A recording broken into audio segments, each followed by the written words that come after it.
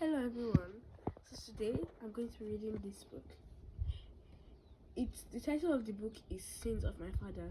It's a Jeffrey Wonderer book anyway. And see the author of the picture. See the author of the book's picture. Away from that. So this book is all about Mr. Adu. He's the parent of Solomon and Raku. Or Solomon and Raku. So trouble had begun when he used the last money on him to subscribe for the television, for the TV, so he could watch a football match instead of giving it to his wife to prepare a meal for them. Then, during the quarrel, the husband, Mr. Adu and Mrs. Adu quarreled bitterly in front of their children. And the last thing that Mrs. Adu said was, "My problem is that my children are suffering for the sins of their father." Then Mr. Adu realized that the life that he had always wished not to come had come upon him. Like a man aware of his end, Mr. Adu sat awake all through the night, thinking about the quarrel and seeking for a solution. Every thought that came to his mind needed money, but by that time he was broke. If you look at the picture, you will see that he's sincerely broke. But he would. As you can see, his face doesn't look good at all. And the way his nails are, let's not go there. Because his trousers tattered and everything. So then afterwards, then one day,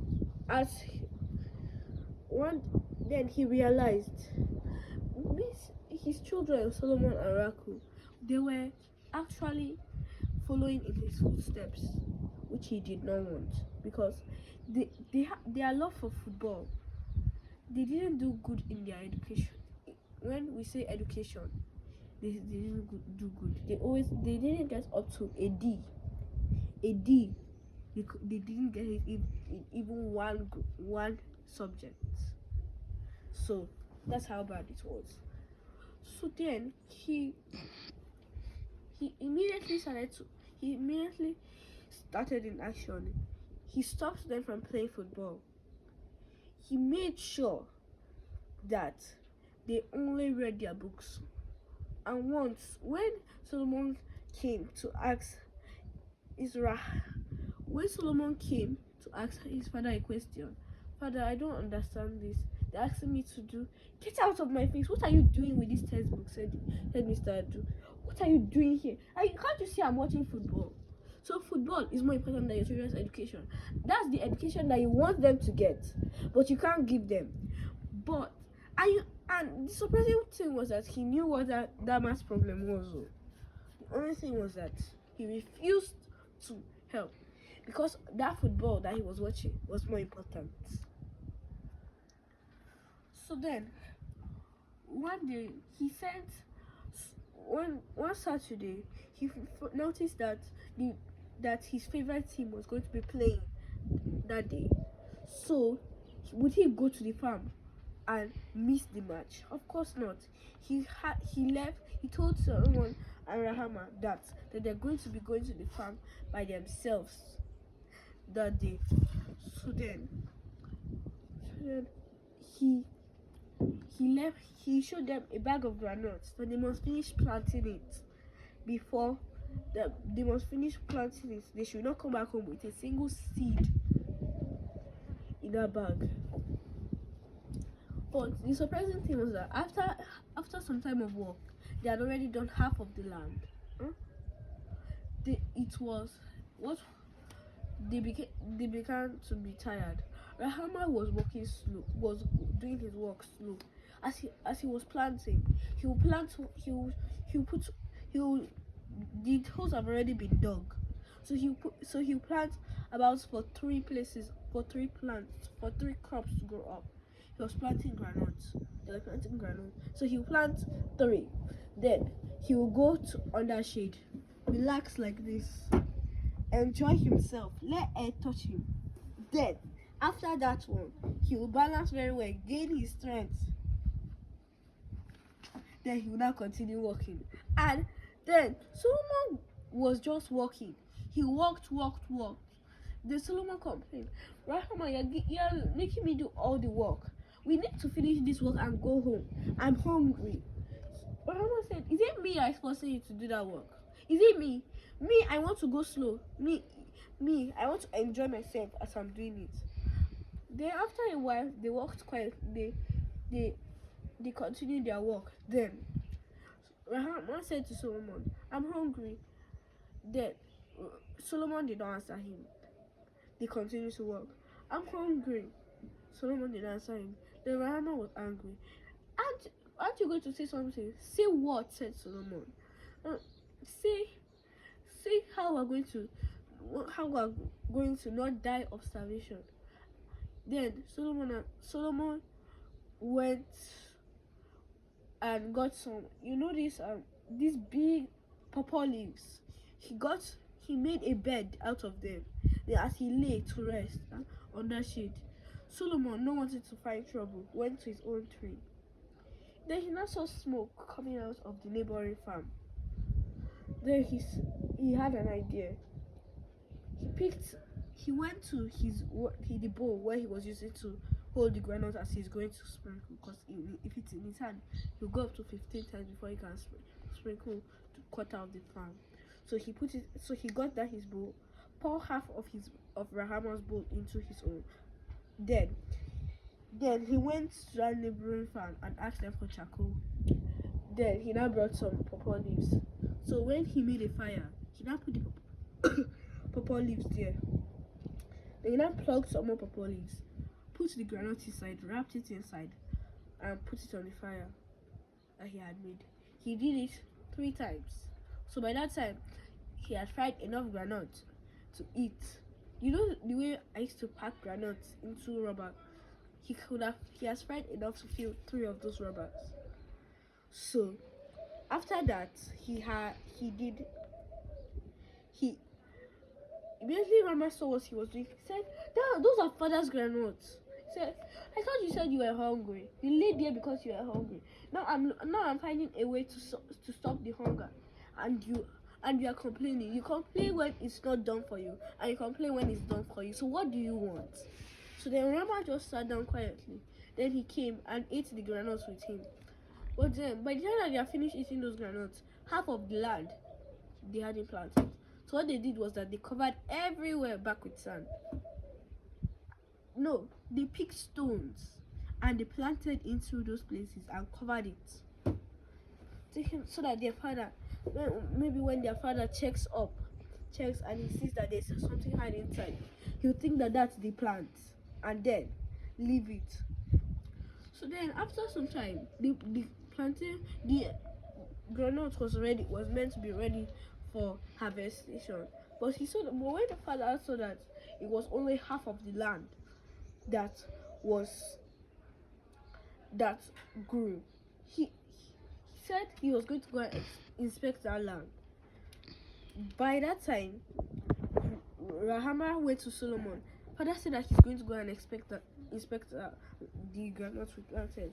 So said Solomon. So he's going to find out that half of the land was not there. There's no plants. Then he said, doesn't father sometimes plant and no crop grows? What's his excuse?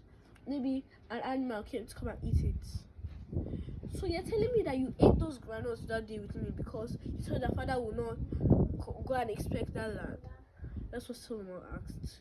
But Rahama just kept quiet. Then when they came back from school that day, they found out their father was at the gate holding a cane in one hand and a belt in the other.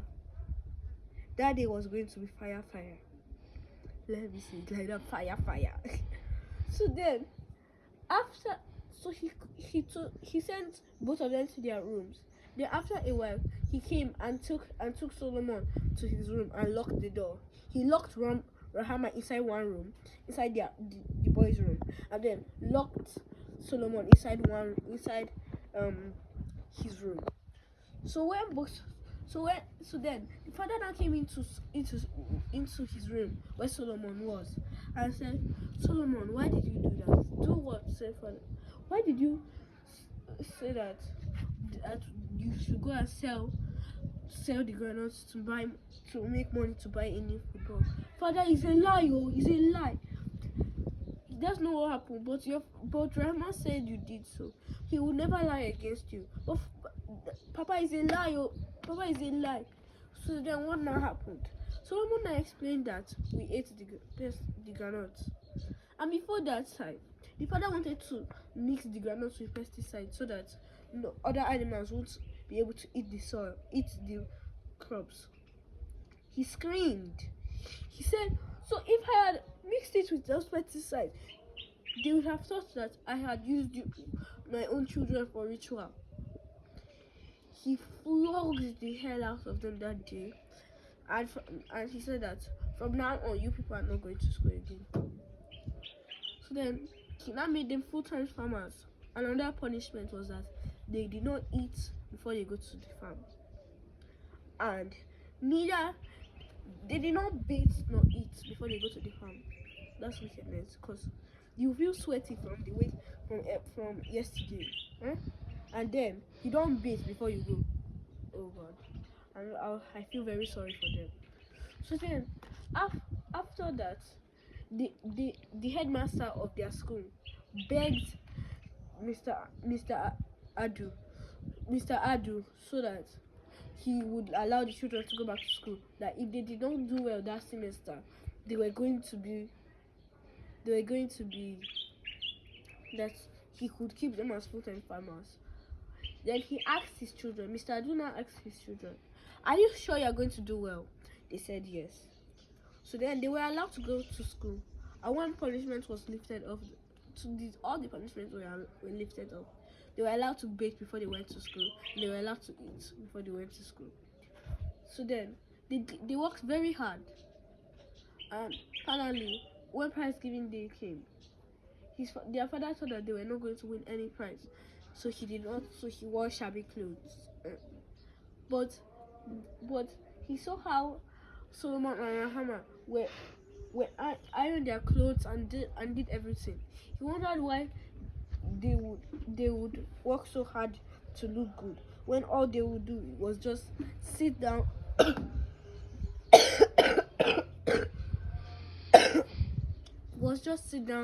and stand and clap and clap and clap. So then, when prize giving day finally came,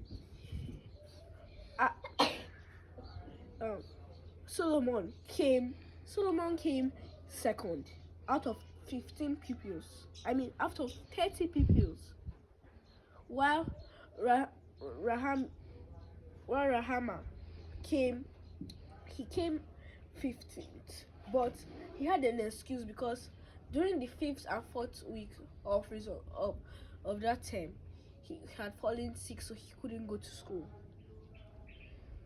Mr. Adu was very proud of them, and Solomon had won a scholarship that he was not going to pay the school fees for the remaining of that term for both of them.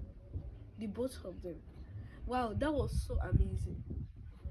Now, the father now walked up to snap with his brother, with his sons, and then he now knew that no matter how much you think that your child cannot do something, it's because of the way you treat the child. But if you tell the child that, but if the child has seen what will happen if the child does not do that thing, the child will work very hard and make sure that he does well in whatsoever you want him to do well with. Okay. So that's the lesson, and thank you, and bye.